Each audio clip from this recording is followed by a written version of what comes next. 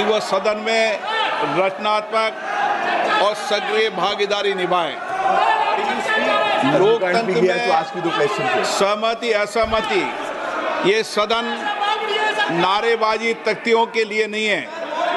इसके लिए आपके पास सदन के बाहर बहुत मौके होते हैं, समस्याओं को रखेंगे, लेकिन हर बार सदन को नियोजित तरीके से बाधा उत्पन्न करना ये अच्छी परंपरा नहीं है कि भारत की संसद और भारत में माननीय सदस्य सदन में कामकाज करते हैं, चर्चा करते हैं और सदन कभी बाधित नहीं होना चाहिए कि वह सदन में रचनात्मक और सक्रिय भागीदारी निभाएं। लोकतंत्र में सहमति असहमति जनतंत्र में होती रही है।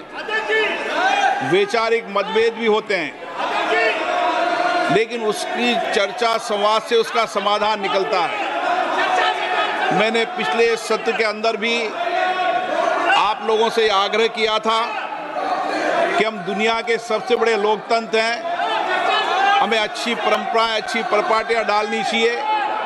ये सदन नारेबाजी तख्तियों के लिए नहीं है।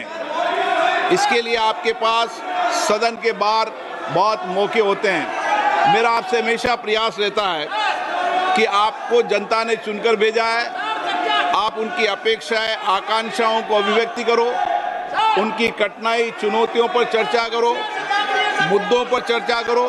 मैं सबको पर्याप्त समय, पर्याप्त अवसर उपलब्ध कराऊंगा, लेकिन नियोजित तरीके से सदन को बाधित करना ये लोकतंत्र के लिए अच्छी परंपरा नहीं है। देश की जनता ये देखती है कि हम लोग चुनकर आए, हम उनकी भावना, कठिनाइयों को, चुनौती, समस्याओं को रखेंगे, लेकिन हर बार सदन को नियोजित तरीके से बाधा उत्पन्न करना ये अच्छी परंपरा नहीं है। आप चर्चा करें, ये प्रश्नकाल है, प्रश्नकाल के अंदर महत्वपूर्ण समय होता है। आप हमेशा आके नारेबाजी, तख्तियां सदन के अंदर नियोजित तरीके से बाधित, ठीक नहीं है। देश में, दुनिया में, लोकतंत्र में ये संदेश जाना चाहिए कि भारत की संसद और भारत में माननीय सदस्य सदन में कामकाज करते हैं, चर्चा करते हैं और सदन कभी बाधित नहीं होना चाहिए। ये परंपराएं लागू करो। आपने प्रश्नकाल के अंदर इन विषयों पर चर्चा नहीं होती, ये प्रश्नकाल है।